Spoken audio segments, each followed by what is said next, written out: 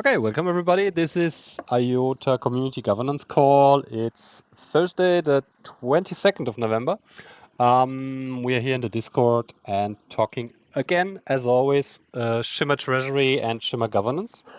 Welcome everyone. So I got a couple of updates finally to some points, and I wanted to share with you. I had a call today with the lawyers, with the Swiss I don't know, the Swiss law firm, and I got some pretty good informations and some important informations that we will have to very likely implement in our framework idea for the Treasury. So I talked to them, and Anja was there, and Jan and Dom, and everybody. So it seems like a proper opinion, and I have a second call with them. But they actually recommended us not to choose the Swiss GmbH route, but rather to very likely establish an own association. So basically the same thing that the Tangle Ecosystem Association is, as basically an association from the community. There could be also that we could basically become a part of the already existing Swiss entity. But so what they said about the GmbH thing is that there would be some problems in general. Tax questions. So even if it was sounded that it's a good idea, the problem is that the Swiss tax agencies seem to be so the laws for the association are quite relaxed, but for an LLC, which is a for-profit entity, they are very closely looking into things.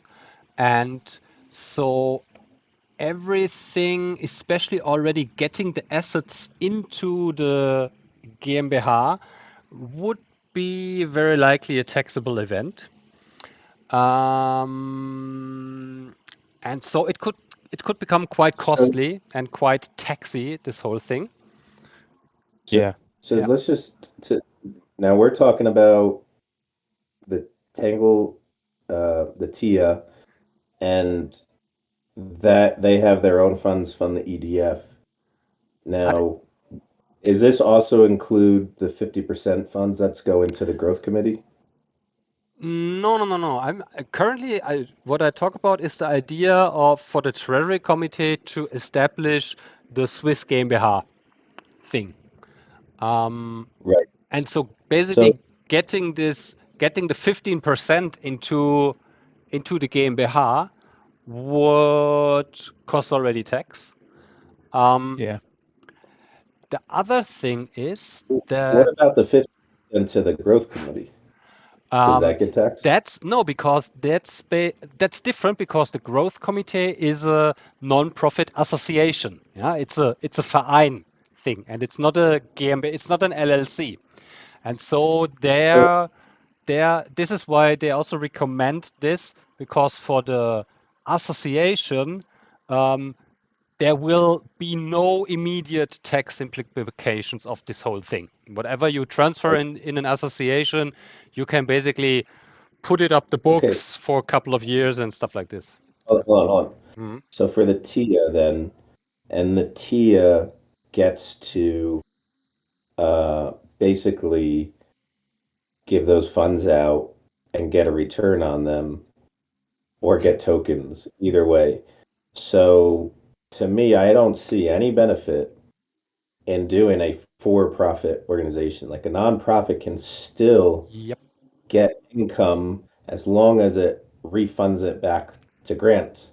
So like, I guess I don't absolutely. understand when Yeah. we went for I don't know. profit. This was like we had a call with Bian, and he recommended this thing as a way, because the other thing is also, um, what was very clear from the call today, everything that I mentioned about, okay, we would give out grants and then we would offer the projects that they give a certain amount of their tokens to us. So basically, that the community could make a profit out of this, or that the treasury could replenish it from the returns that you get from such tokens. There are big red flags about this. Doesn't matter if you are for profit or non-profit, because this is actually acting as an investment fund. And Yeah. So, so and then the growth committee is not gonna then they can't do their things. the growth committee is different. The growth committee will not get tokens from projects. They will only use Right, Shimmer but tokens that they have. Yeah. So, and they will not invest into. So basically, if you would put whatever kind of amount of tokens into a yield-bearing thing, this is something that you are basically doing to get a return on your investment. Basically, that's an investment activity. That's not something a non-profit entity should do. Hmm.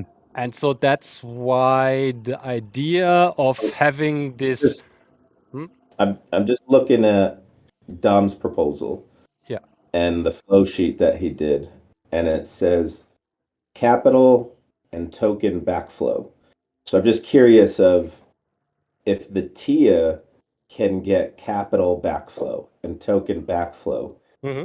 and they have no issue, then why don't we just mirror their Yeah, setup? yeah. That's basically that would be the idea. So with And and, the and, GmbH, and you definitely can't do that. Yeah. just something to think about. I think it's Hmm. important that like whenever you go to vendors and stuff, anything from, real estate to industrial, you usually get two or three or four different opinions. Yeah. So think just in the future, like, we had talked about having one or two or three lawyers or give a pros and cons, but we had one guy come in, so it's like we shouldn't always just take one person's opinion. We should try to get at least a diversified Hmm. difference of opinion, because this is the risk that comes up, right? One person says, "Oh, this is 100% how it is. You should go this way." Yeah. Then you spend 3, 4 months going that way, and then you talk to someone, and they're like, "No, no, no, no, no." That Yeah. person, granted, when it comes Yeah. to law, it's not black and white Oh, at any time. So and each it's person really, always, it was really interesting because they're kind of, I think there's also even Switzerland has this kind of cantons with like little, very, very little states. And so also every Yeah, little regions, right? Yeah, regionals. And they also, every canton is doing their own their own little thing. rules. Yeah, And Zug is, of with their course, own intricate. where all Yeah, the crypto people are, is very easy going, but there is like a state thing ahead of that for taxes, and especially for corporate taxes. So everything that is LLC is going through this state thing, and the associations, vereins, they are not getting really in contact with the state tax stuff because it's all on cantonal basis. And so this is also why it seems to be much more relaxed for the verein and association to do those things than yeah. for so LLCs. Yeah. so let's say we're the nonprofit, the same exact setup that the T is, Yeah.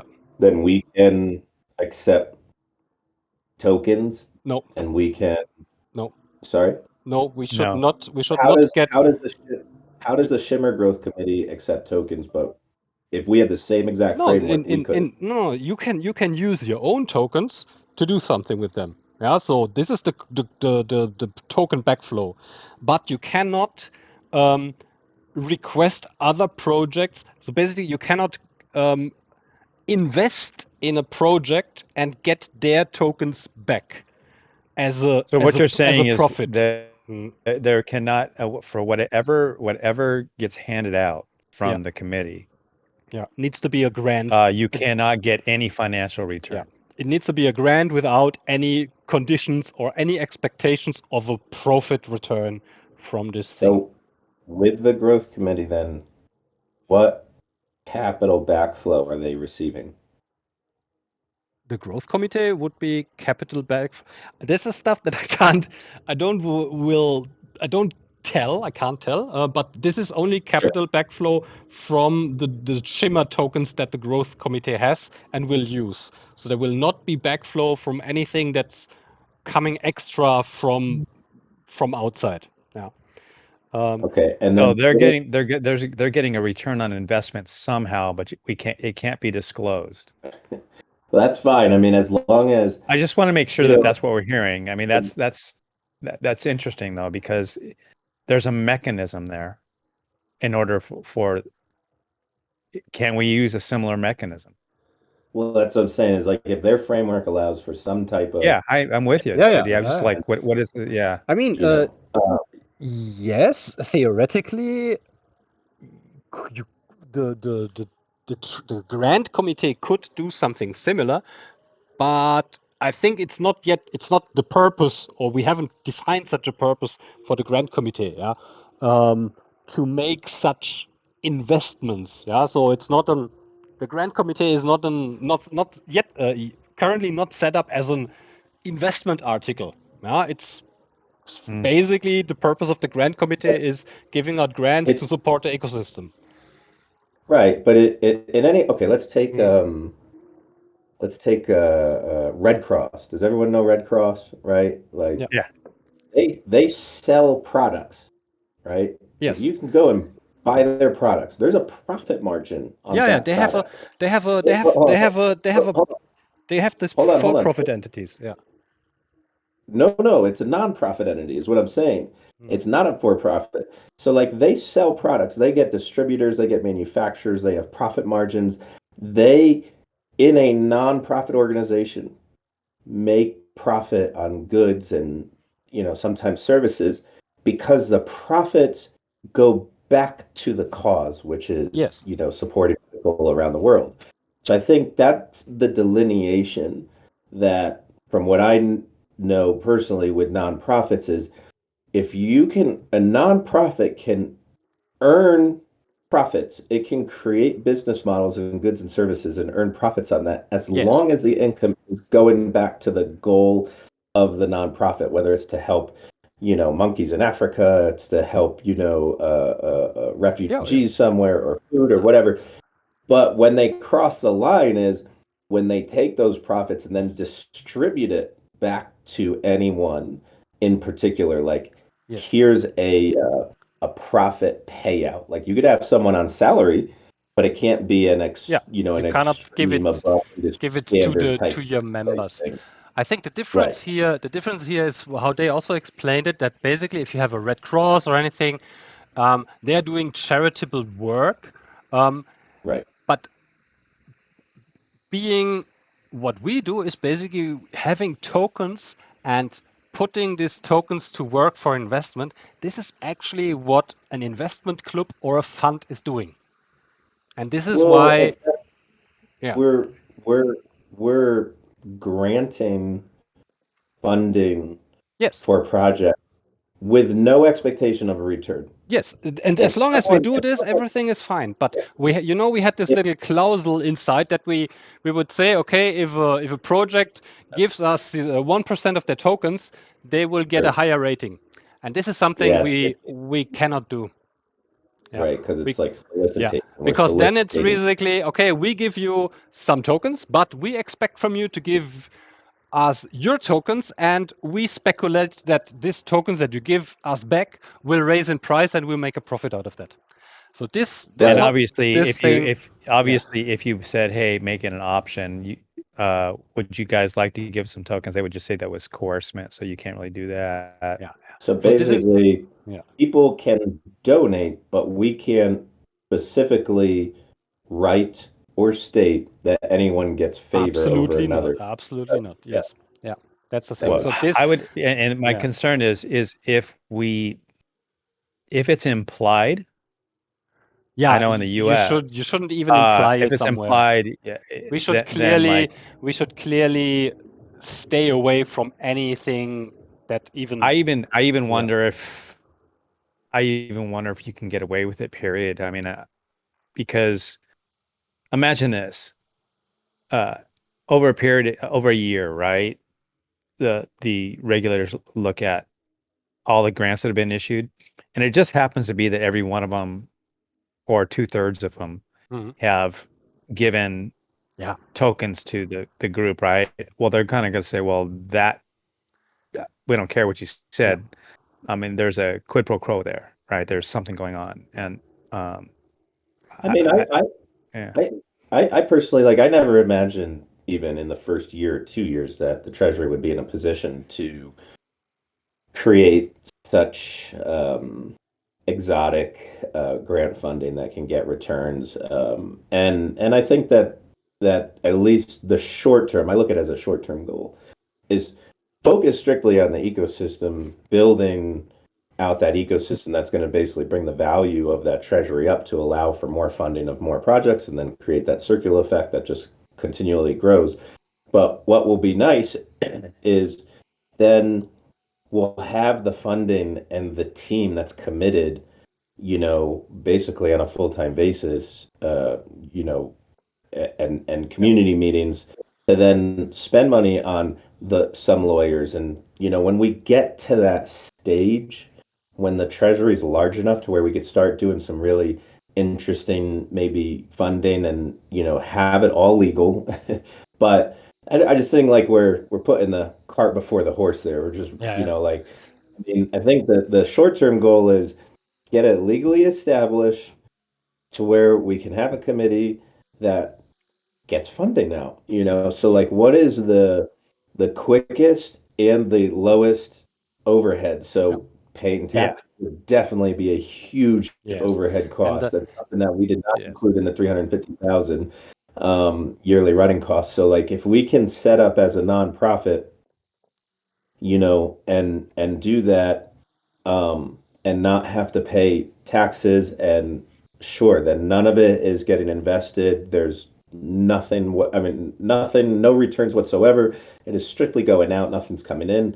I mean, I would say let's set that up Yeah. for the first year or two at least. And then when it comes time that we're ready to grow to that next step, then we could start looking at that. And then in the meantime, I mean, if, again, the one thing I'm curious about is, okay, if we go this nonprofit route, either A, can we go under the TIA umbrella until we figure out the exact legal framework we're going to be, or B, if we have to be our own sort of nonprofit entity in Swiss, how long does that take? Because it seems like the TIA took a long time to No, get no, set no. up. It's actually pretty quick. The TIA, the problem with the TIA was that first they didn't want to be a Verein, they wanted to be a federation, which is different than an association. And the federation has took ages, and in the end they didn't do it because I don't know. And then basically the association setup is also something. It's just like 4 weeks process thing.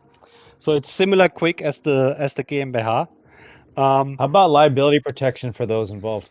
It's um, it's Good question. okay because as long as you don't do anything out of bad, how you can say it, um, Unscrupulous behavior. something like this, it's all fine. The foundation, yes, yes. So if you're not acting against the statutes of the association, you are as a person have this liability protection. Yeah. So basically, as long as you keep as the foundation acts in the regulations that it has set himself, it's all fine. Yeah. So and giving out grants and supporting the ecosystem, there's nothing because I asked them this specifically.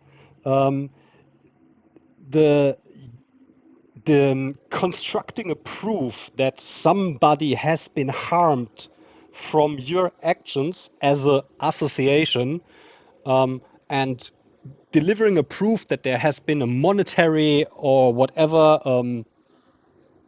damage to somebody else is extremely difficult and absolutely unlikely to happen especially for anything that we would plan to do. Yeah, so it's a Right. very, very, very Okay, low risk let me environment. ask you a different question and getting to the same issue. Mhm.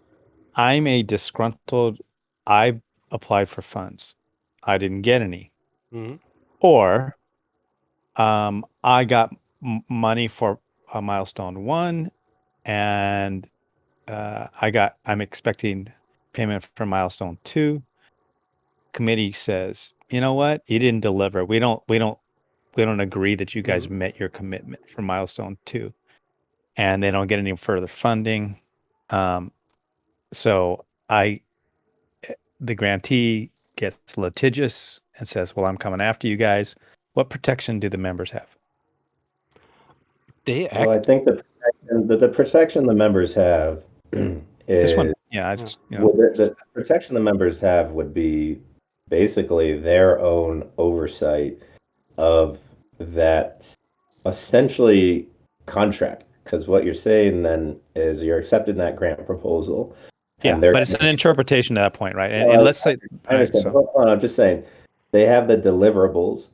So then, for me at least, like especially coming from America, it doesn't matter how good and rock solid you have it. If someone wants to sue you, they're going to sue you. that's You true. know, like no matter what. I think from what I see here is as long, no, yes, could someone be sued? Absolutely. That's not a Yeah, but mitigated risk that's going to yeah, they're zero. always gonna sue. They can only sue the association. They cannot sue you as an individual member, because they. Well, I'm not going to say that's a zero risk, only just in the current climate from what you see, Europe, I've seen definitely in America, but I think Yeah, I mean, there's nothing definitive.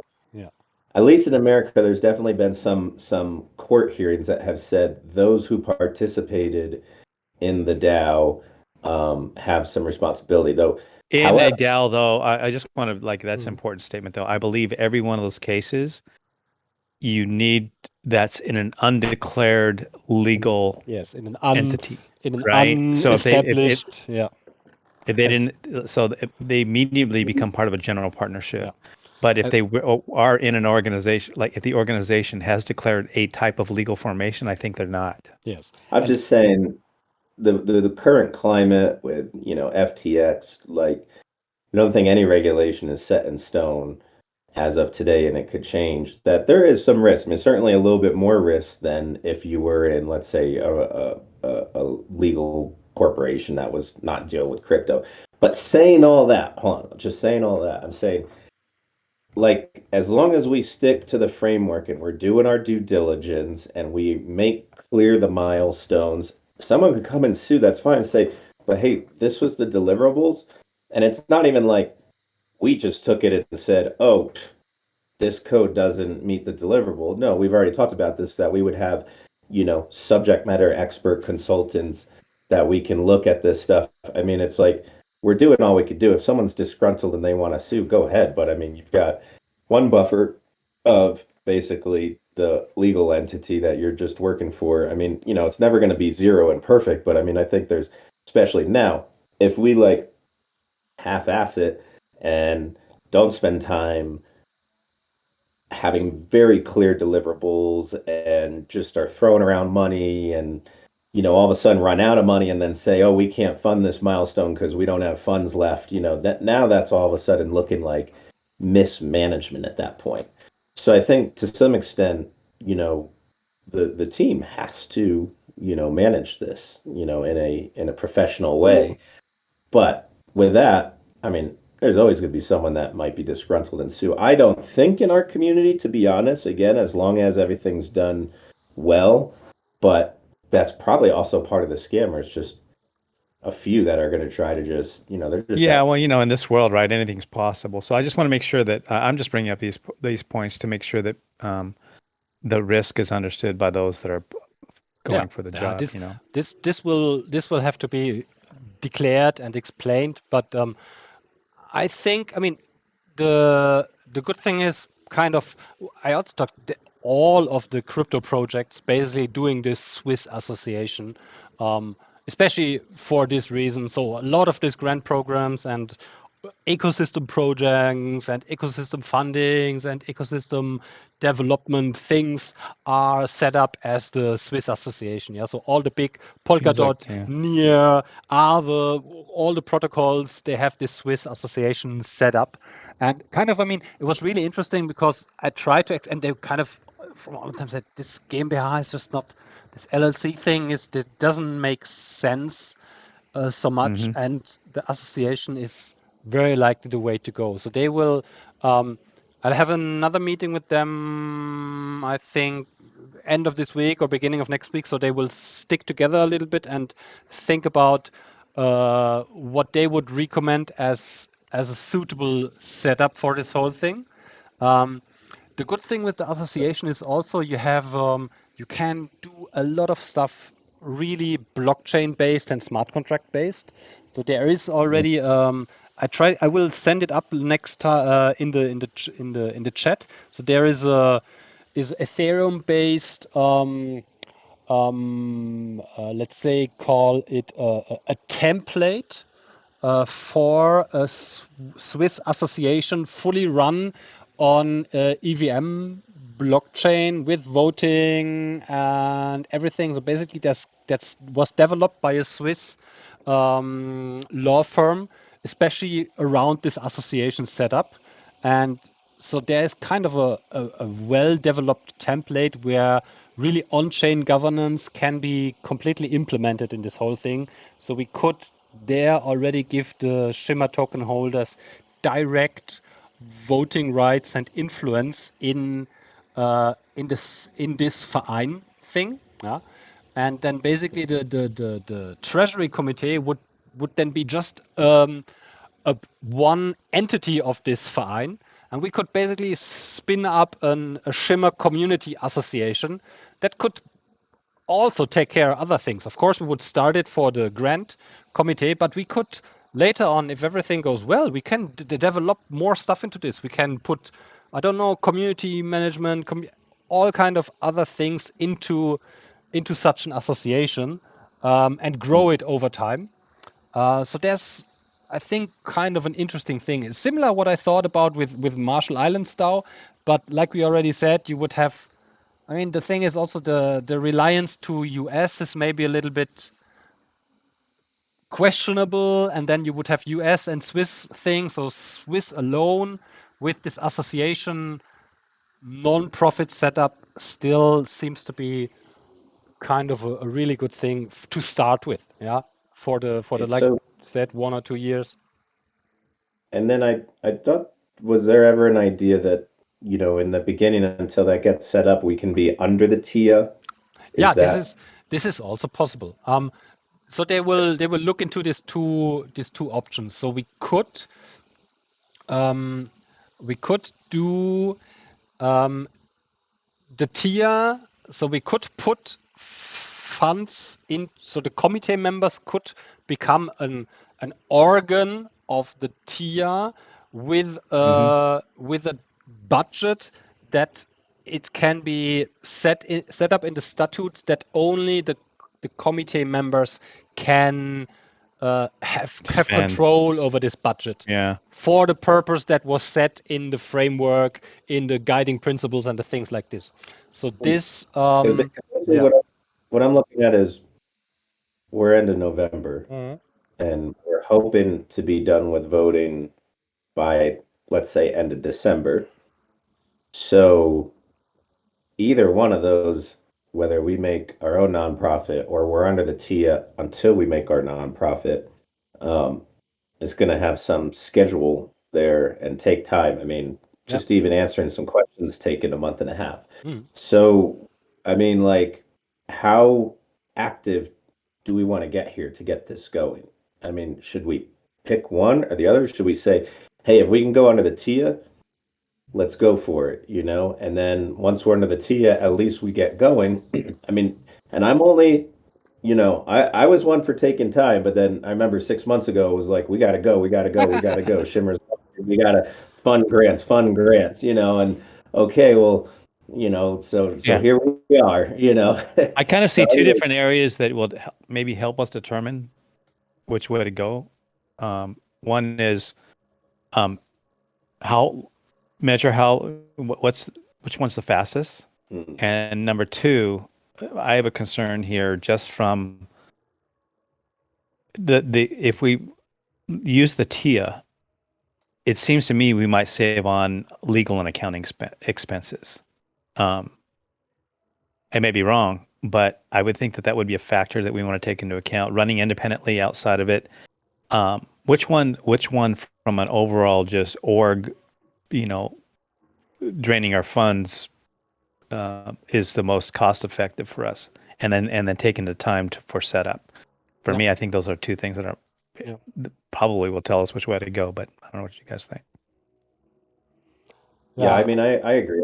And my initial thought is if we go TIA, it's probably going to be the fastest and the cheapest. Seems And like it to me. it basically gives us some time to really dive into, look into, okay, where do we want to set up?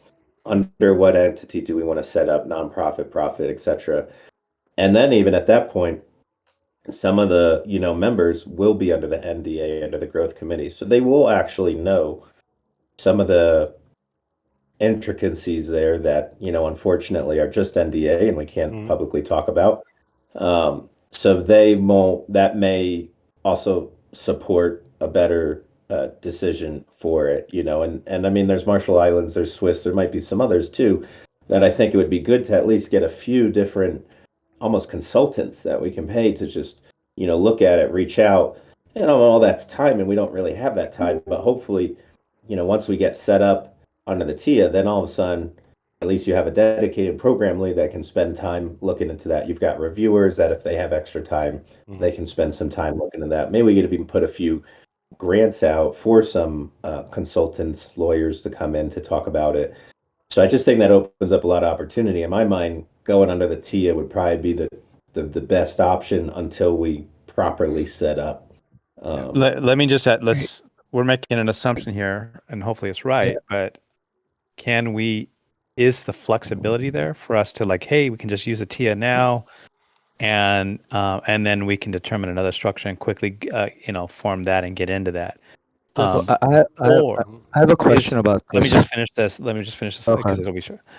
Or is there like an encumbrance or something where once we go into the TIA, that we have to be in that org state legally for some period of time, or are we handcuffed in any way? It's a I'm good done. point. But I just have a quick question about this. Can Philo, like, can you just finish what the IF lawyer recommended, and then in terms of he's saying the association in terms of the benefit, and like if you mention what JD and Greg are asking about in terms of like scheduling and cost and stuff. Uh, yes. So, I mean, they haven't not yet done a full recommendation. We had this call today to explain how the situation exactly is, and they will come up with a recommendation in the next call. But their clearly state was okay, guys. GmbH thing doesn't really make much sense. It will be super complicated tax-wise. It will be very likely can get really expensive from the tax stuff and also from the whole idea of set up a GmbH, and then basically it's against the purpose of a for-profit entity to give your holdings away. Basically, kind of that's like you're reducing your balance sheet all the time.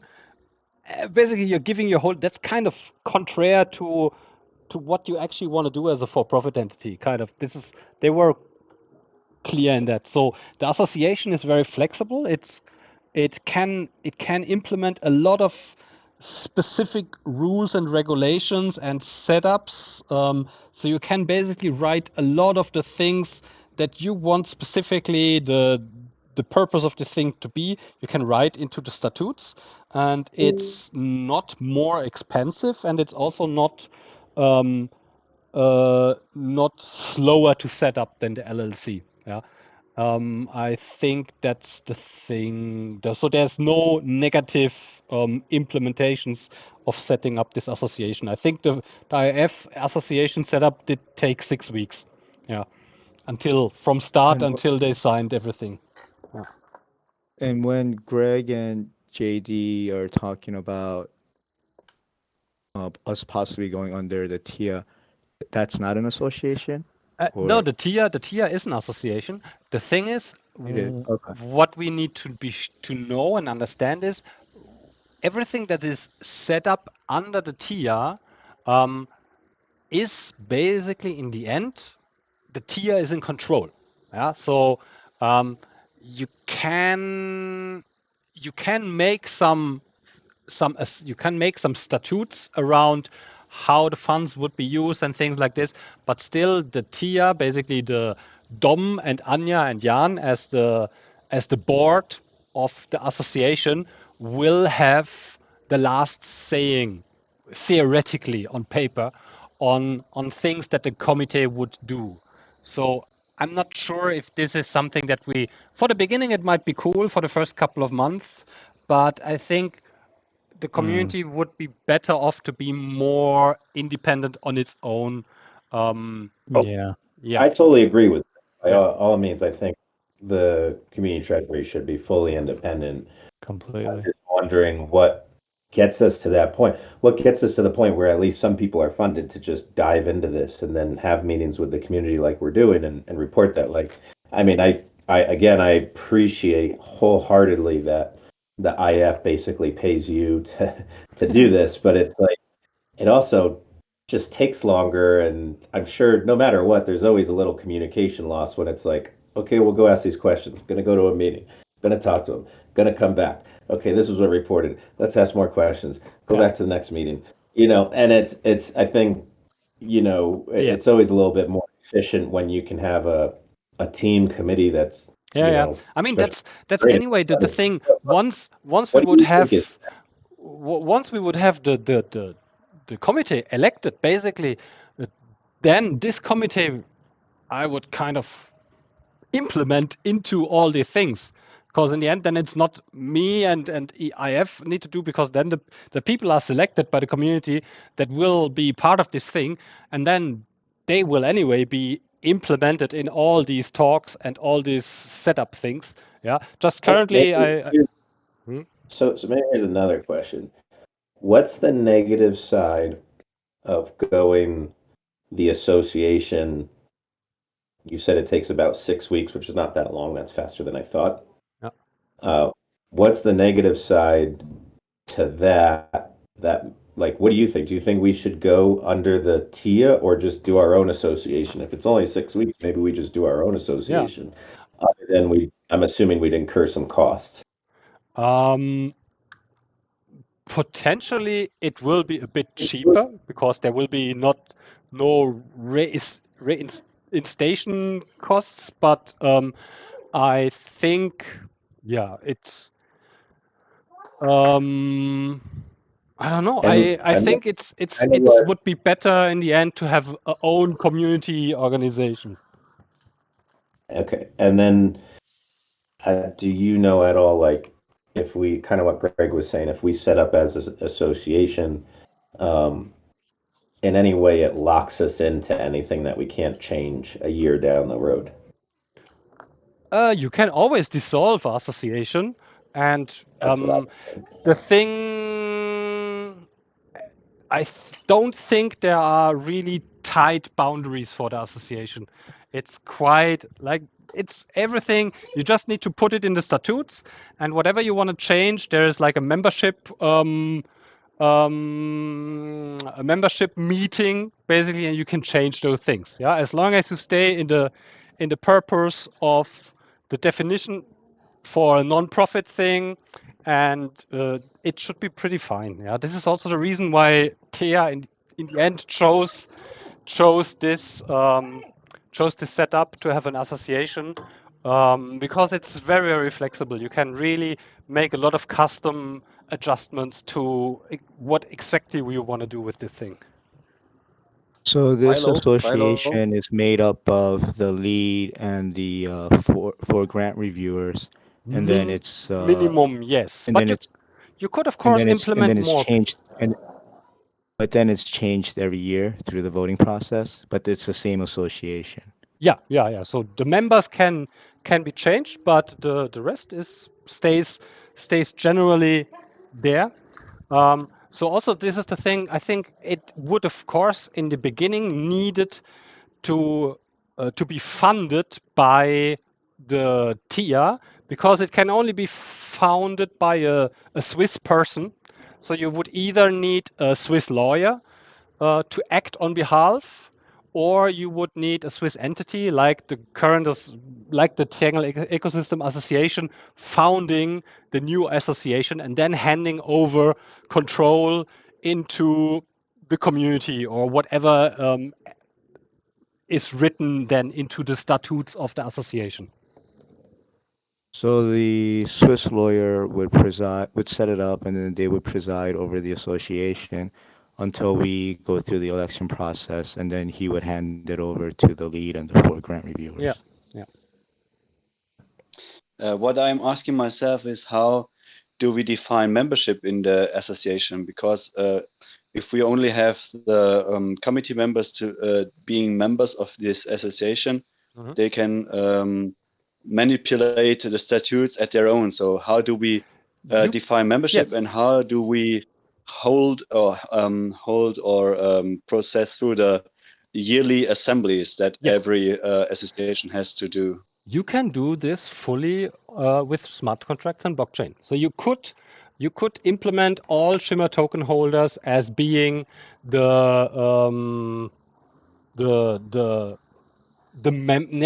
not members, but there is a special word for this in the Swiss thing. So that's kind of the collection of, like you said, once in a year there will be a vote on the statutes of this thing, and this can all be done by smart contracts through the EVM, through Shimmer tokens, and through real governance votes. And that's the cool thing on this association, why a lot of crypto projects also choose it, because you really can implement full on-chain governance on this whole thing, and establish control by the community over nearly all of the things that happen in the association. I think that's a good question, Ben. I mean, does anyone think that it would be worth having someone from the IF if they wanted to on part of that association as like a sort of protective measure in the first year or two?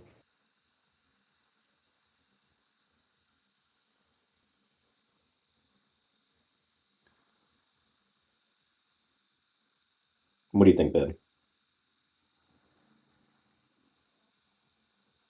Did I lose connection?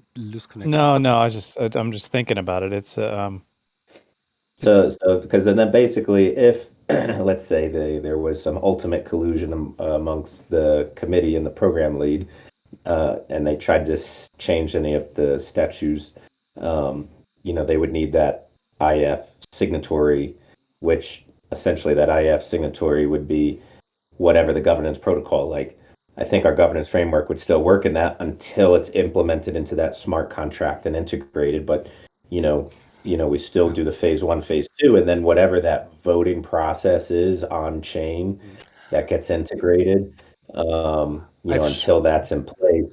What do you think, Philo? I've just shared in the Shimmer Treasury. This is it's called Model Articles of Association of a Decentralized Autonomous Association.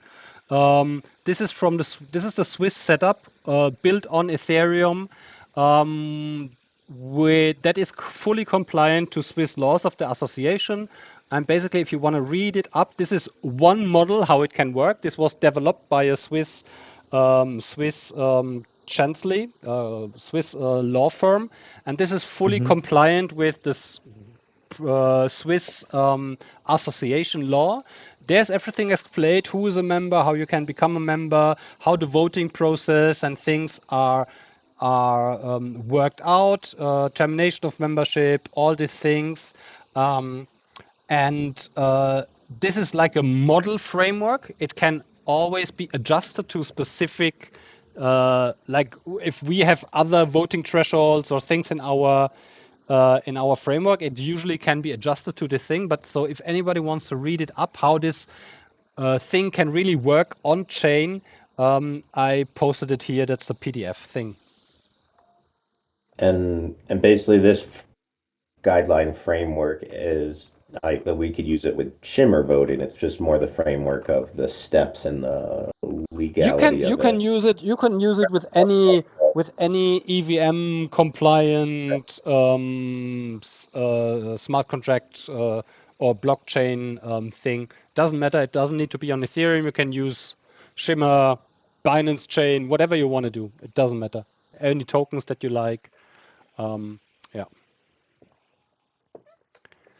So what's the conclusion here as a group? I think you go assuming that there are no encumbrances, like and no way out, right? And we confirm that. I say we go. Let me The get criteria that I have is like, is it saving us costs and is it quicker? Because it seems like the rest of it, like it just seems like the association is the only way to go. TIA seems like the most convenient way to go. You could also do a Marshall Island DAO in the thing, yeah. But then you have basically, then you kind of have not this super strong Swiss thing, yeah, and you are a little bit more under the US regulation thing because Marshall Islands will always have to fully comply with US things. Yeah, it will. Yeah. And it's going to change. It's going to change. Swiss is more resilient to those things. Maybe a little bit slower, but kind of. I think In it's this a case, very that might be stable good. thing. Yeah. What I slow like might be good because the rules are already set. Yeah. What I like about the Swiss too is, I mean, I always looked at sort of a transitionary period of a community treasury. Like, I mean, I don't really want us to be out on our own 100%. It's like, there's so much experience and knowledge from the IF already in with this Swiss everything, the Swiss regulation, the Swiss market, even the lawyers, so I think if we ever got in a corner somewhere, we have that kind of mentor there, that sort of transitioning period. And I think doing a Swiss association keeps us a little independent, but also close, and gives us that time and then access to the funds to really start. Okay, what's the long-term plan here? Like, this is the short term, which might become the long term. I mean, it could be. It just depends on what makes sense. I mean, the long-term thing would basically be kind of, it's an IOTA. See it as an IOTA Community Association, yeah, as a legal entity that everything that happens around and in the IOTA community. Yeah, we have now the Shimmer Grant thing. Then there will be the IOTA Treasury coming. Then there might be things like the Discord and all these things that are now community driven. Yeah, maybe in the future we can implement those things fully under community control and under community governance, and step by step remove those control factors from the IF. Yeah, so basically really become a community DAO of all IOTA community members and Shimmer community members, and being a real decentralized organization driven and controlled by the community. Basically, I mean, this is what we are all the time talking about since the last 1.5 or 2 years nearly, basically becoming a DAO. And I think having something like this as a foundational framework where everybody can create crazy ideas and implement things is maybe really a really cool thing. I also think we've proven that, like, we just need to get going, right? And trying to, this is like, from a development standpoint, this is like, we've traditionally taken the waterfall approach, and we need to be agile. Like, we don't need to make sure that every damn thing is figured out, just the major things, and have waiting for everything to be perfect before we move. We'll never get going.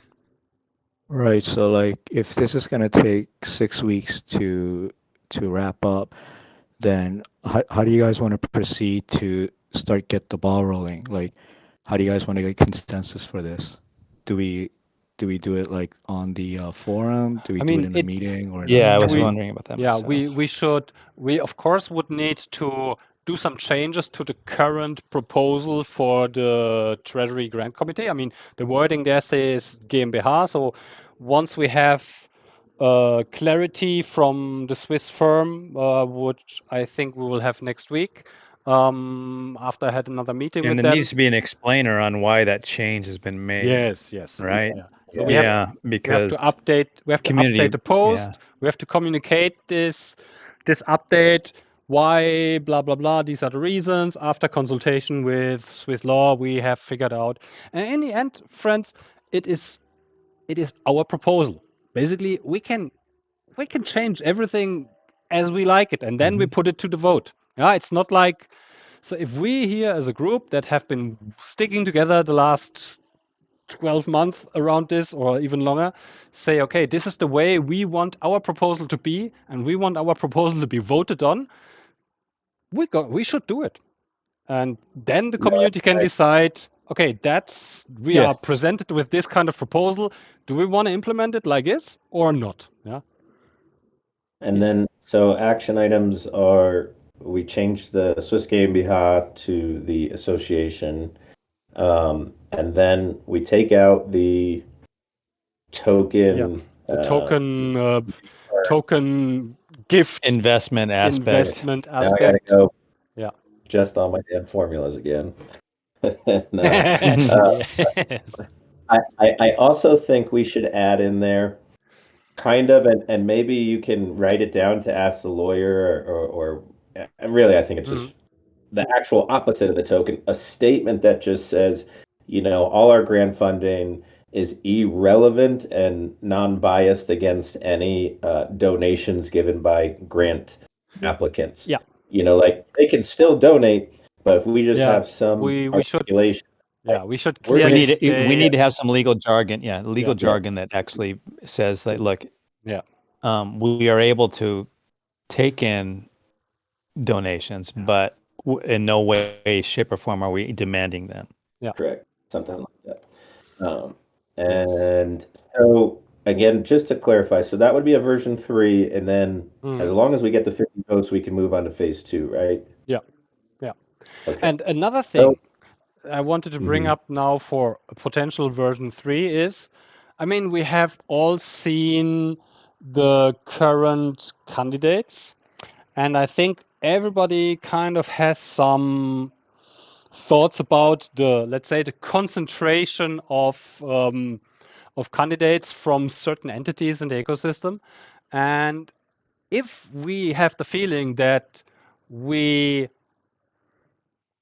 don't think it's a good idea to have 4 grant reviewers from the same project sitting in this committee, then we should make some rules that prevent this from happening.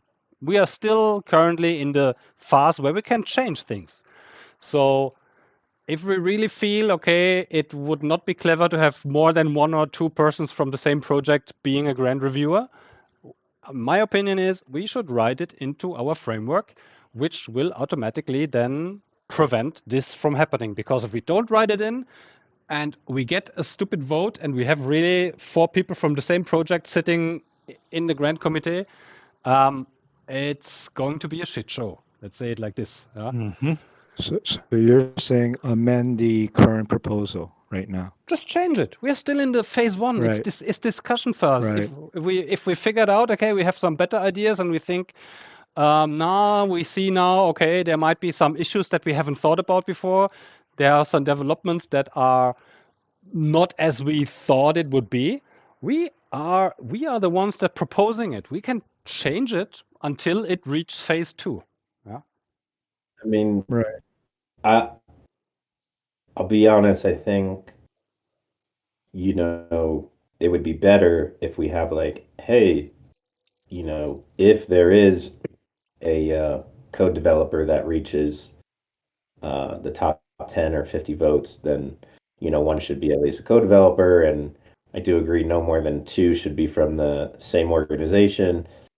But on the other side, I feel like we open the application process under a set sort of circumstances. Like, oh, we don't really like what we're seeing, so we're going to change it now. And that I don't know. I see both sides there, so Yeah. I'm curious to hear other people. Yeah, it's a bit problematic. I think as long as we are still in, I think right now I see it's could still be kind of possible because we didn't had a phase 2 vote yet. Yeah. This is the time that would have to happen, and it makes, you know, I think it's an important maybe we should actually thing. ask our candidates about that. I tell you what, if the candidates came out and said, "Hey, we see this as a bit of an issue, and we agree," I mean, that would. Well, yeah, but what if they don't, right? I mean, that. I mean, we could ask. I got some DMs also that said, okay, I just basically applied because I saw that already 2 or 3 from them have applied, and I wanted to try to make a balance of power. So they won't maybe say it in public, but yes, of course, there have been some things, and people said, oh, like look, all from them, and then kind of better. We kind of have to mix it up, and so okay, I also apply. Yeah, so this is how it developed, I think. Yeah, I think it makes sense. Like I didn't see, out of all the things that we were concerned about, I didn't foresee this happening. Yeah. And I think Philo has a point. Like if we're in the process right now, and there's people in the community that are concerned about it, then there's nothing wrong about addressing it and making it more public. To be honest get with you, we've discussion seen going. it in other DAOs, right? So we just forgot to carve that out. Yeah, and I don't. Hey, I don't Greg, even. when you say you've seen it in other DAOs, like did it cause problems or it was okay? Did it lead to anything? Yeah, I think that. I mean, correct me if I'm wrong, Philo, but didn't we see like with Yes, Polygon and just? I mean, right? It was just a huge like. Basically, the guys that set it up. I mean, yeah, they end up basically put their whole team on there, and it's like so it made. Really, it takes away the vote, right, of everybody. It's just a ceremonial vote that looks like, hey, we're voting, but really, it's just doing what the founders originally wanted to do with the money. Issue I mean, I don't even think that from the current candidates, I think all of them there would make excellent grant reviewers. Yeah, Sure, this has nothing to do with that. This is even, just setting the I don't stage. think we would even have a problem with if 4 of them. I mean, they're all really great. They're doing super work in the ecosystem. They have experience and they're professional doing our projects. Yeah, But the look on it from outside, from everybody that looks on it and said, what? You have kind of 4 reviewers. Yeah, I mean, yeah. You're if clear number one. Sooniverse just, I mean, if Sooniverse just runs this, it's going to be a bit problematic. Yeah, it will. Other Because essentially, ecosystem projects will create a big shit show. If one grant is not granted for a competitor from them, it's just going to be a big shit show. Yeah, just imagine if we don't do this. I mean, let's paint the negatives, right? If we don't do this, right now we're just even starting. We're already seeing the conflict. If we take no action now and kind of like just stop it now, then the first award that's given out could be challenged, and then all of a sudden we have another year of challenges, and we don't give out anything. Yes. Yeah. I think more so. I feel like adding this now is probably the smaller thing than risking it to happen. Yeah. Yeah, I think actually I mean, and if we say we trust the Sooniverse guys and the others, then I do not think they will create a shit show out of us changing the requirements. No. Yeah, I think that if it's a concern of the community that's coming up, then it's definitely a good idea to address it and talk about it publicly. And it's not only about, like, I have no problems with the Sooniverse or the other projects having a lot of candidates, in the election process, because I know them personally and I trust them and stuff. But it's more about what Philo is saying about people who are applying for the grants being concerned about that, Yeah. It's look, it just looks like it doesn't pass the test taste, Yeah. Even I think a lot of projects wouldn't even bother to apply. Yeah, if they are a competitor, in some way, and they know, okay, there's going to be three of my competitors sitting there looking over my grant proposal. Yeah, How do it's I a nightmare. do I Exactly. ever think about Um, I can get a neutral judgment from It the just guys? feels like Yeah. it's rigged. I mean, to be honest with you, it feels like it's rigged, right? I mean, Yeah. and look, I'm not, this has nothing to do with anybody or groups. We should have just thought about this ahead of time. You know, we've Yeah. done a lot, we've done so much, but like we missed this one, to be frank. Mhm. yeah, Yeah. okay, and it happens. This is a So do we want to go with like no more than two, no more than one? no more than two, I'd say. I don't even know if one, I mean, One, you say. The problem with two, right, is that yeah, we have two people who can vote yes or no on a grant proposal for certain limits, right, for certain amounts, you know.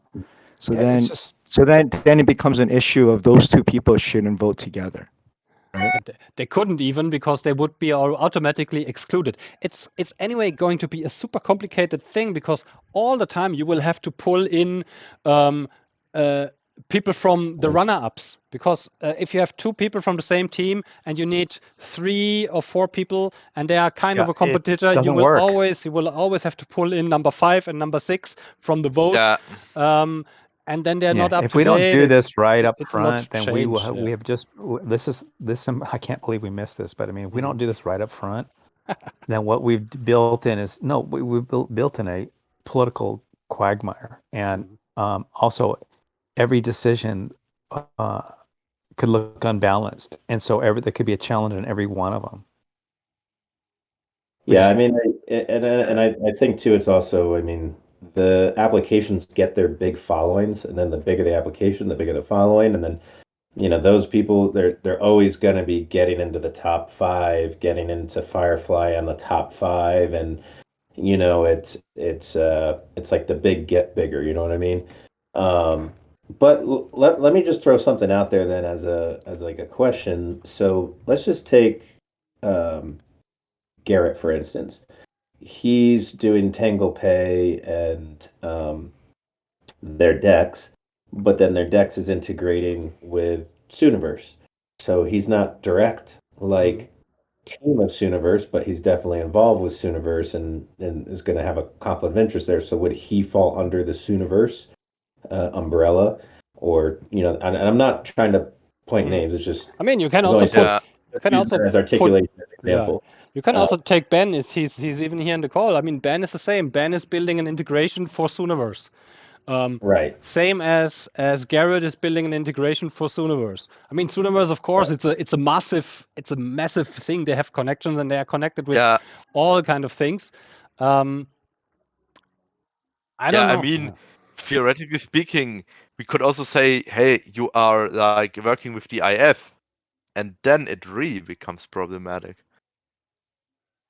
Well, Who's If you take the IF as an institution, What do you mean by that? if we would take it, because I mean, you are working. I don't know if their Sooniverse is like with what's the name again? Touchpoint and all that. This might also come up. well, I think Touchpoint is sort of its own thing. I wouldn't Yeah. just because you're working with, if you're some project working with Touchpoint, that doesn't connect you to all the projects in Touchpoint. But I see Yeah, where No, Touchpoint is in everything. Yeah. So yeah, So okay, that's the point. Yeah, the So- point is like, I see what you're saying. It just becomes absurd at a certain point if you keep getting Yeah. concerned about all these interconnections and stuff. Mhm. It's like Yeah, you would have where does to- it stop? Where does it stop? Yeah, Right? I mean, you in would the have end, to really define when is somebody connected with a and I project. think the we connection You should could only live in a connection box. would You the could only connection live in a would be box. the connection is in the money. In the end, I think, let's say Garrett. I mean, Garrett is an advisor to IOTA B, and he's building Tangle Pay. So basically, Garrett owns his money from Tangle Pay. He's not getting money from Sooniverse, I think. Maybe they get a little bit of the shares of the fees for the integration, but his cash cow, his money driven, his incentive is TanglePay being successful. Similar, like I think for Ben would be, Ben's incentive is his how is it called, Sunalink KIC thing becoming successful in Sooniverse. Yeah, it's connected with Sooniverse, but it's kind of not. The profits that Sooniverse generate are not going into Ben's pockets. Ben is getting the profits from his application. So I think there could be, you could basically say that,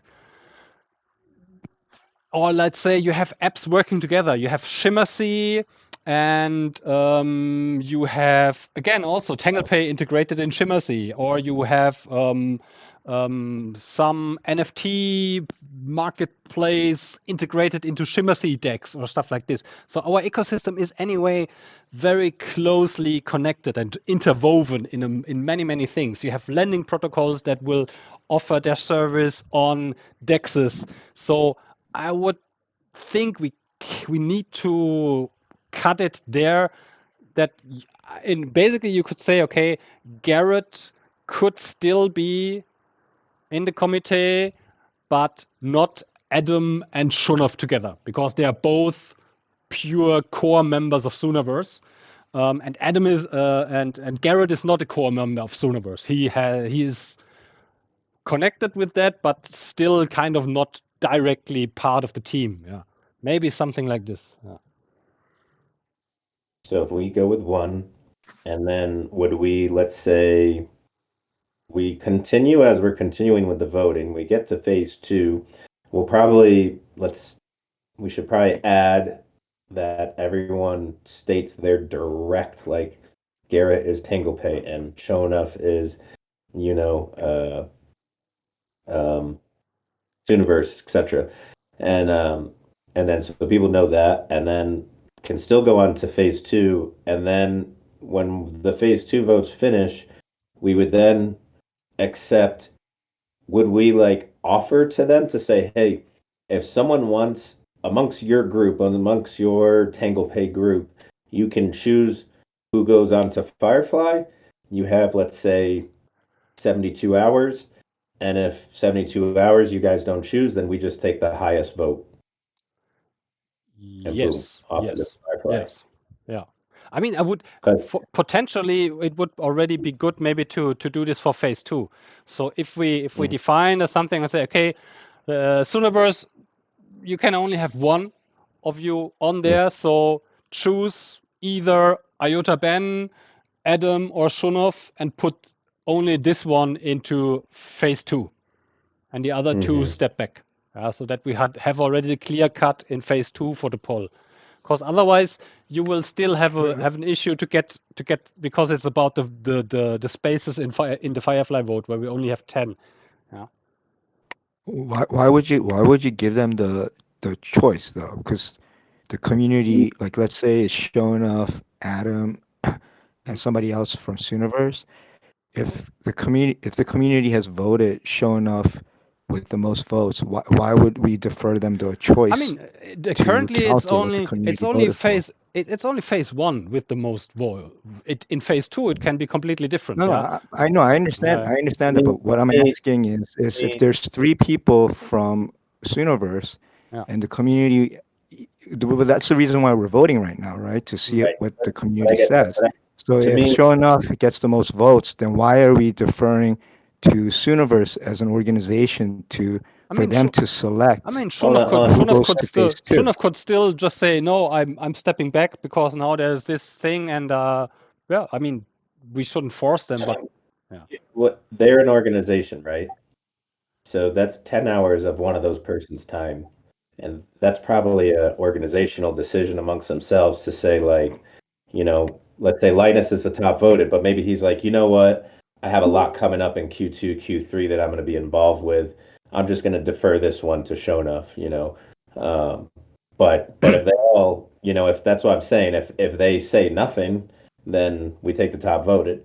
But like we want committed reviewers, right? We don't want someone that's like a little resentful in any way, like, So, you know, but I mean that should be Shonuff's decision if he's going to drop out or not. It shouldn't be like we can ask Universe who they want to choose instead of who the community chose. You know what I Giving mean? you That's a 72 personal hours. decision.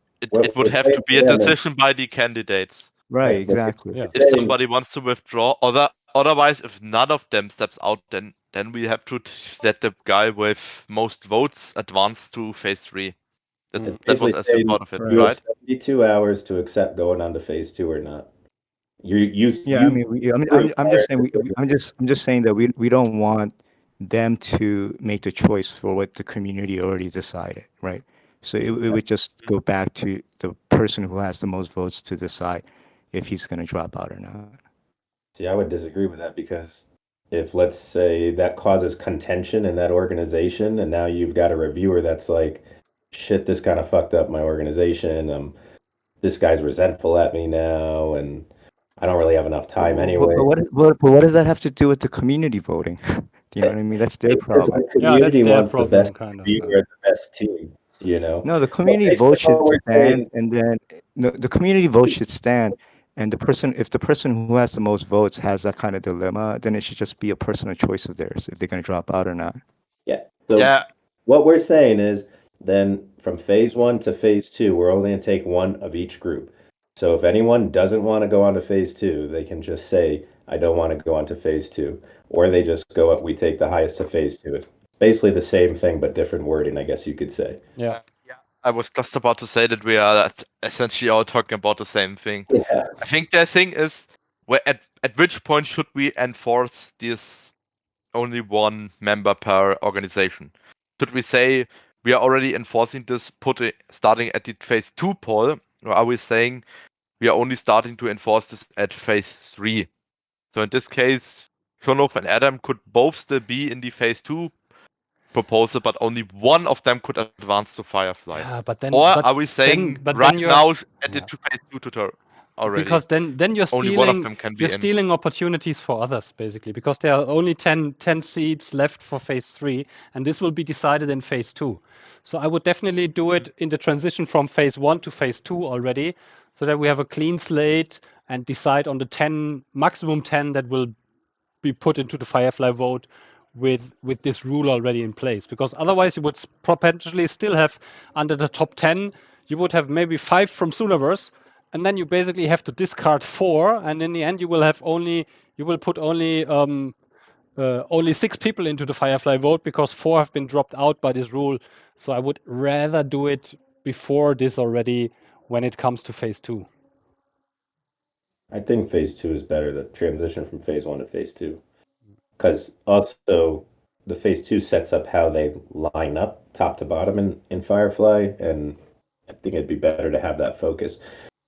So I think if anyone is okay with that, just on time wise, the other thing was we had discussed about like, should someone have developer experience? Should that be a requirement? At least one of the team members? What happened to the X team thing? They I restarted have, that, right? yes, There were yes. some volunteers I and stuff. have, No, it's I still have, I have already 4 applications from developers that would be happy to do that, ranging from hourly costs between $30 and $250 per hour. That so once the committee is voted in, I will present this list of people, of developers, to the committee, and then they will have this at hand. I think there will still more sign up for this. So, but of course, there are pretty high quality people there already.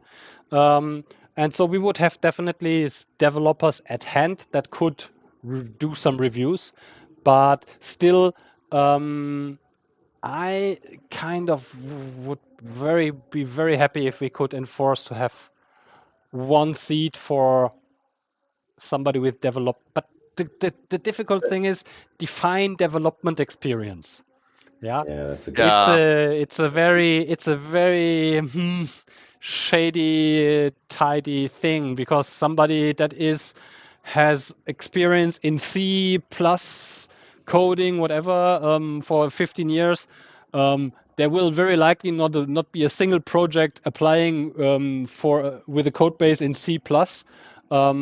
But we will have maybe 200 projects that come with Rust and Solidity smart contract stuff. So it's very difficult to define what is developer experience and what do we need? So yeah. Yeah, it's almost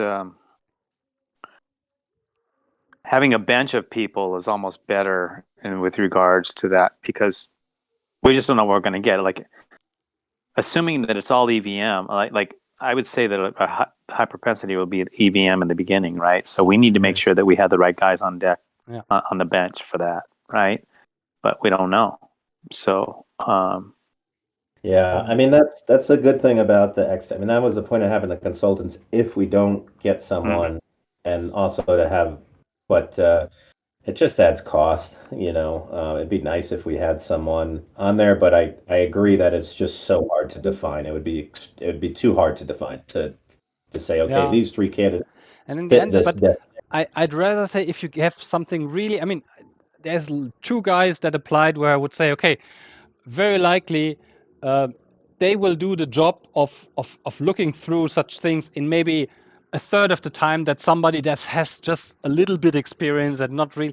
I mean, they're the guys that have 25 years full stack with smart contract and stuff. So basically, they look into a thing and they will maybe need 30 minutes to figure out. Better you pay them the $200 per hour for 1 hour than having some inexperienced dev that is not really you just pay them 50 but he needs 10 hours and still in the end hasn't in figured this it out. case, you Yeah. get what you pay for. Yeah. $100. Yeah. So if you have somebody where you know it's like a top-notch, it's like a top-notch DeFi developer, yeah, man, pay him $200 and you know basically you can trust this judgment then afterwards. Yeah. Okay, so Maybe, Follow, but and then maybe when we do that though, we pay these guys. We do a do not to exceed clause, right? yeah, So, Hey, follow. I remember. I'm sorry, Greg. I was just going to say, like, we can't. This could certainly, if we're not careful, get runaway costs, right? I mean, this could actually be, believe it or not, if we have. What if we get 10 Solidity contracts, right? I mean, projects that have to be reviewed by smart contract people that really know smart contract, right? And if they're getting charged, if they're charging $200 an hour, you don't need to review. I think that's really, you don't need to make an audit on a code on things. You basically really. well, I just want. This is kind of what I'm getting to. I just want to. I want to make sure that we put barriers around it, like ring fence it, right? So that we basically say, okay, not to exceed whatever. This is what we expect from you, and not so we don't have runaway costs. Yeah, and maybe potentially only, like they all could be this way. Yeah, and maybe only for tier 3 and tier 4 things. For the smaller grant things, you don't want to have $3,000 overhead costs for a review of a project that only requests 15K. It's like it doesn't sum up. Yeah, you have to make some. Yeah, but I'll say just take this into consideration. I don't know there's a perfect answer, but what happens if you have a?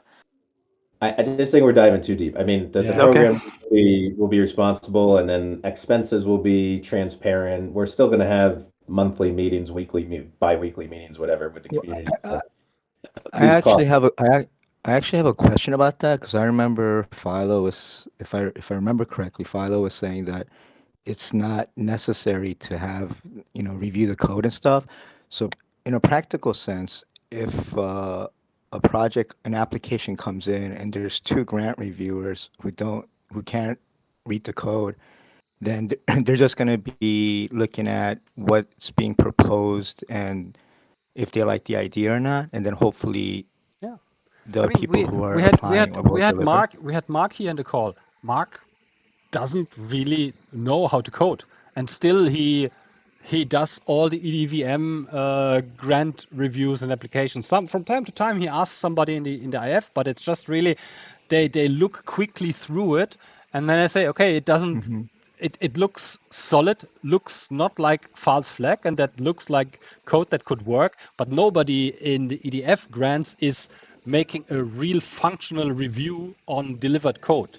And the same thing happens in all the other grant programs. Yeah, you just can't afford, because functional review would mean an audit, and an audit for any project will cost you 50K. Yeah, to have What reviewers are looking at this point is the history of the team. Have any products? Do they have many minimum viable products, et cetera, looking at more the yeah. confidence of that Have team they to have do they that. developed on another chain Yeah. already? Have they done The- this before?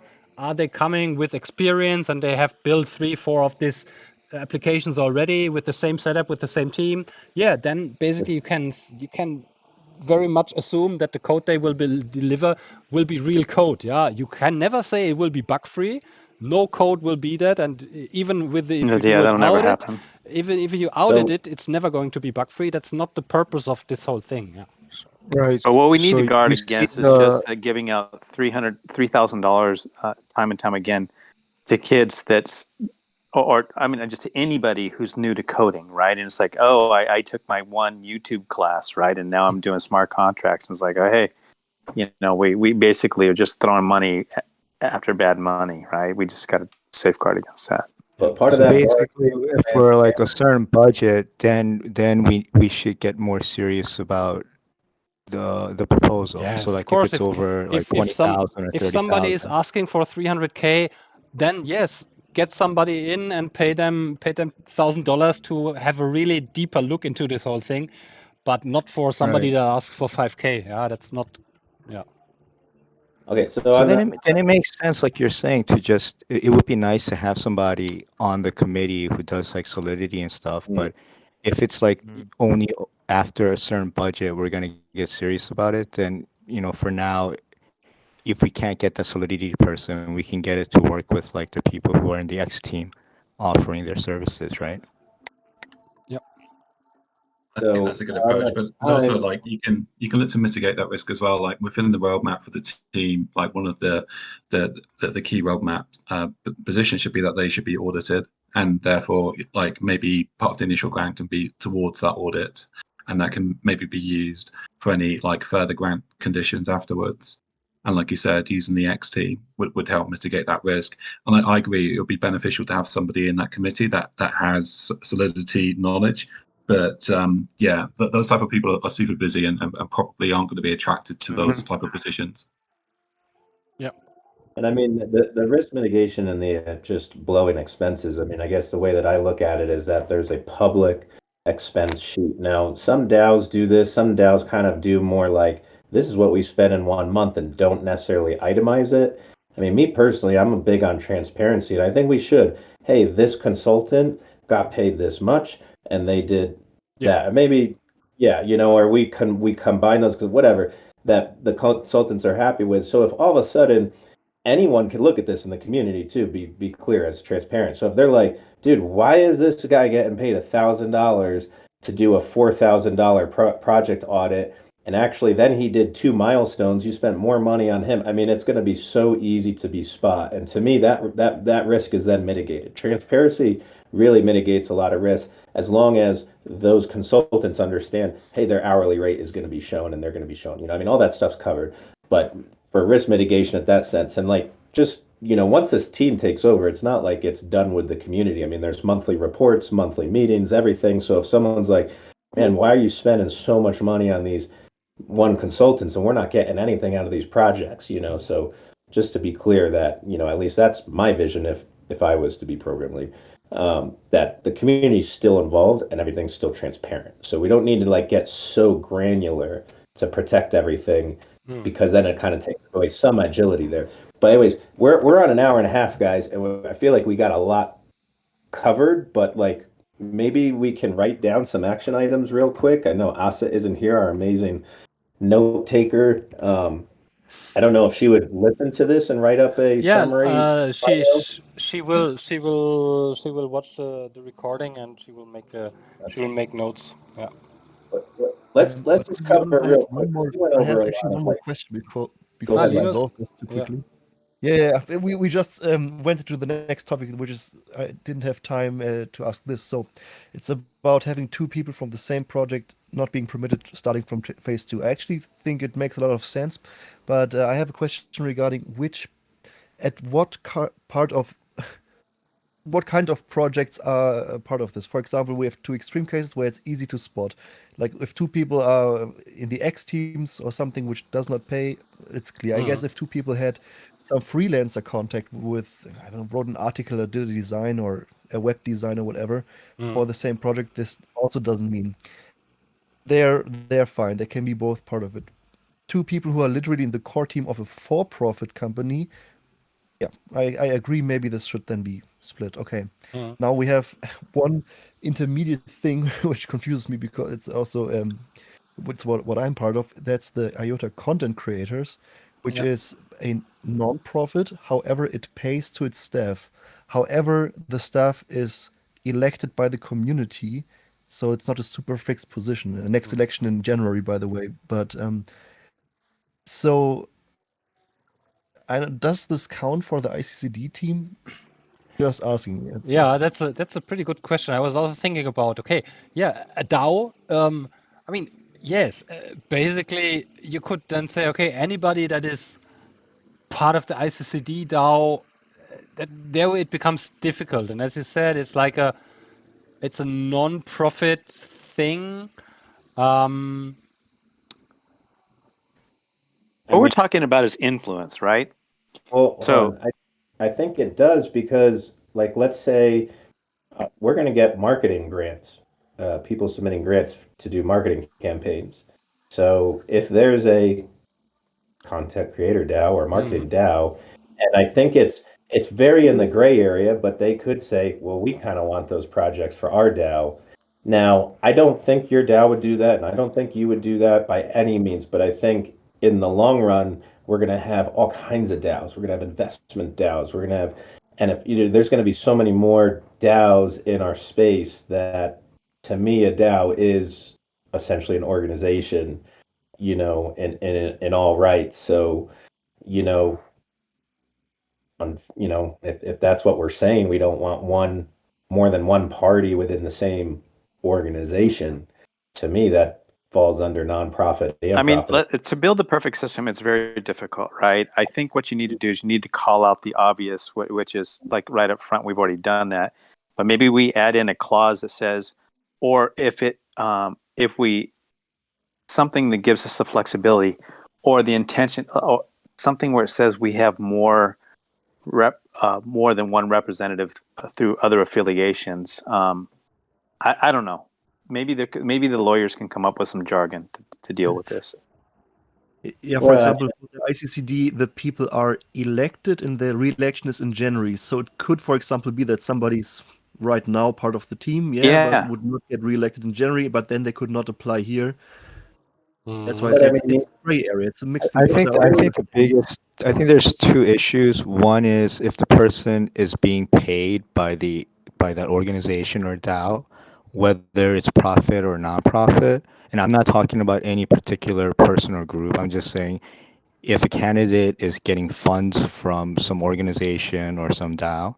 And then the other issue is if the committee gives funds to a project and then that project uses part of those funds to that DAO organization as a vendor in the future after they get the funds, because they could list a vendor, for something before they get the funds. And then we were talking about this last week. After they get the funds, they could change their minds and say, I actually got a better deal. And then, some of that money could go to a DAO organization where a candidate is receiving their salary or, even though it's whether it's for profit or nonprofit, right? Yeah, I understand this, definitely this argument that, let's say from the individual perspective, it has a for-profit feel to it because this person, gets a salary, at least for the time that it's elected, of course. But then this person has, of course, an interest to grow this kind of business. Yeah. As I said, it's a little bit a mixed thing. But if you say, if you guys say, let's just make it a very clear cut, then. Even if that person doesn't get elected in January, they may be trying to get elected the next January. So then if they give special preference to that association and then those votes members see that, right? I mean, it's difficult, but at least if you just say any organization, any association, it's kind of like rather than trying to pick and choose and what falls in this category and what falls in that category, I mean, it is what it is, unfortunately. And it's going to be tough because we have a small ecosystem. So it is all very entwined right now. But I mean, there's pros and cons. We'll have a really great diverse committee. We might actually lose some quality in that, but then we're going to add some diversification and some risk mitigation. So, I mean, there's no perfect system, but again, like we just have to agree, is it going to be one? Is it going to be two? Is it, going to be there at all? And then got to go for it. And then we'll probably see what works, what doesn't work, and maybe the next version 4 will change a little bit, So you just brought something up. Have we just agreed though that it should only be one though? To me, the group said no more than one. Yeah, that's what I agree. Yeah, I agree with that. Okay. Yeah, okay. And then I see let's make it a simple rule, simply all paying projects.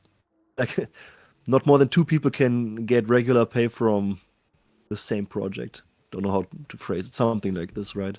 Seems then to be the rule, including DAOs. Yeah. Mm-hmm. Regular pay is the word. And there will always be ways no to circumvent the freelancing system, right? Yeah, but of course, wait, I'm confused. Yeah. Is it 1 person or 2 person? yeah. Then we would have to like alert the community about it. If we feel like somebody is circumventing, then of course then we have to say, hey, these guys, they are from the same. We feel they are too close together, maybe not violating, but then the community like has to be Okay, so we're creating made aware of that. Creating version 3 of the framework. No more than 1 person in 1 project. I'll let Philo work on that verbiage. The transition occurs from phase 1 to phase 2. We'll have to give some time limit that, people confirm that they want to move on to phase 2. And then we're going to go ahead with the Swiss Association independent of the TIA. Philo's going to be getting hopefully the final word from the lawyers that we can A, move forward with that, or B, not move forward with that. And then what was the other thing? Didn't we cover something else? Or was that it? Yeah, I I think think our brains are fried. Yeah.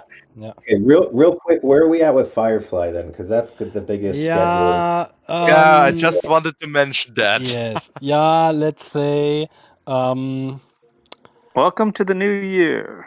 let's say they're working on it. they're working hard on it. No promises for end of November, potentially a little bit a week longer or something like that. So I don't know. It's like it's You guys, as I always. mean, Yeah. from experience speaking, I just can't imagine. Like, don't bank on it happening. We have to be realistic. We had this exact same thing happen last year, and we ran into vacations and we ran into priority changes, and I don't see this being any different. So what we're doing right now is we're trying to jam stuff into a time of year where it's not really good for jamming stuff in.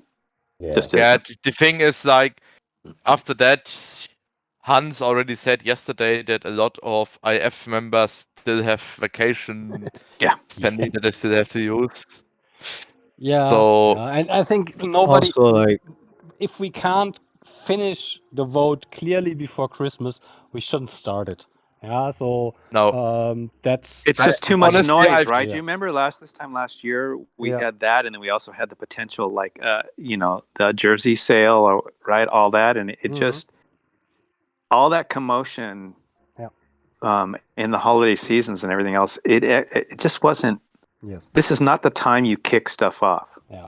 So if It I don't get a clear timeline until the end of the week from Firefly, means we would then, because that's already like 26, 27.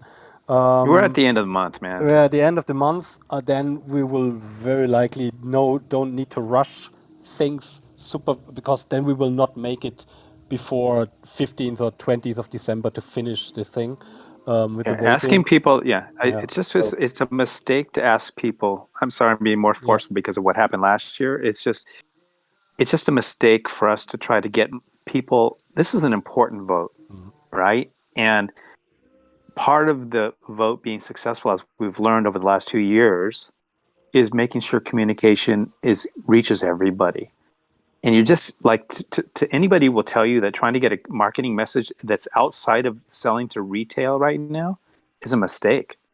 Well, I think that, and it's just a time. I mean, we all saw that the momentum we got when we initialized all this was great, and we got to time that stuff. Like that momentum has to flow from the start of the process to the end of the process. And If midway all of a sudden you stop and you go, oh, just hold that momentum, guys, for 5 weeks, and then we'll come back.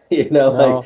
So I think in the future, like no matter what anyone says, for this is the community side here. Like, no matter what anyone says, there's always a critical path in these processes.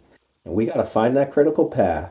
And then we got to wait until we know 100% that that critical path is good. And once you get that covered, then you can start your process. But like, this is probably the biggest thing in IF marketing. You start the marketing momentum and then it dies out because we're waiting on, every Hey, Philo, you mentioned that there was going to be a blog post, right? Is that still happening? And also, if there is going to be a blog post, and you get some kind of indication of when Firefly is going to be ready, then do you see giving the community and the people who are candidates right now a lead time, and how much time is left for the first phase to be over? Absolutely, yes. I mean, there was already a blog post about the first phase candidate thing. We did it last week. But of course, there will, like JD said, we have to build up this momentum once we know that everything's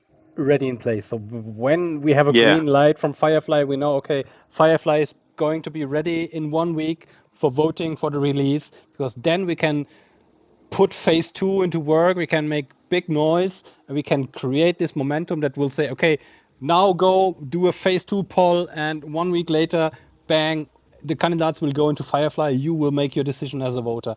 This is what we have So to...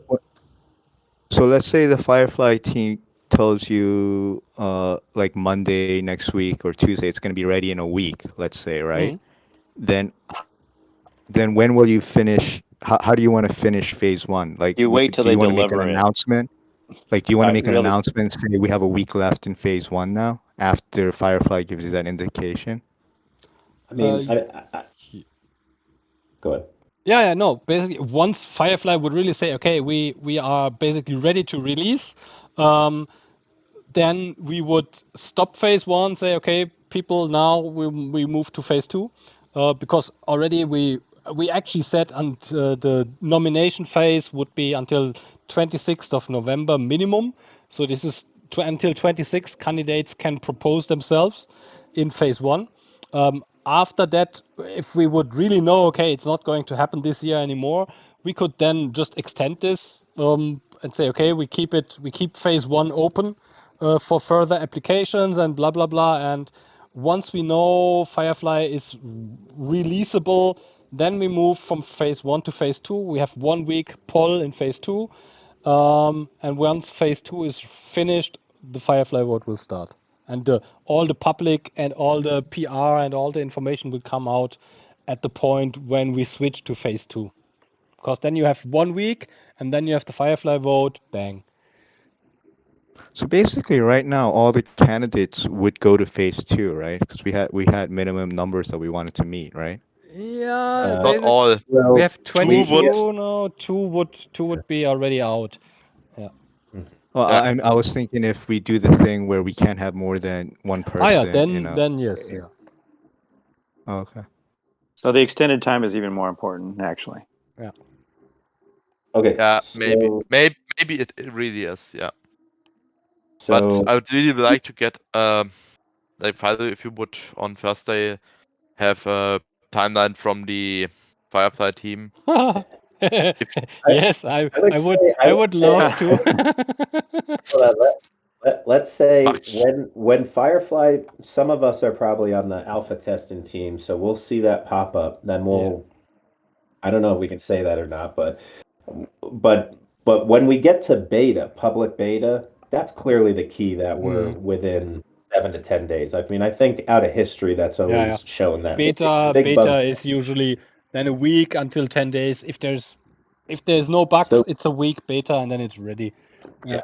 So my recommendation would be when we hit beta is when we move to phase 2, and it is what it is. You know, if it's before Christmas, great. If it's not, you know, it'll be it. I added in notes that you know, we can verify that each candidate has stated by name their affiliations, and then we can include them in the spreadsheets. I think you kind of already posed that question, but we could double check Philo. And then for any of us, since we have this time, it looks like till January probably, we're going to create the version 3 framework. I know I caught a few like verbiage things in there that Philo might make some correction. We'll do these big corrections, but if anyone wants to read through it, this is the time to catch any more stuff, you know. And clearly we've got a little time. So make a last nice edit on for the version 3, where then we are really have implemented these findings and the new developments and put this up again. Explain what we have changed, why we have changed things, give reason. Yeah. Cool. Yeah. All right. Okay, that's goody good. Today is Thursday, so we have a weekend. It's already Thursday, no? No, it's I have. No, it's Tuesday. Tuesday. Ah, it's Tuesday. And, Okay, cool. Yeah. Good.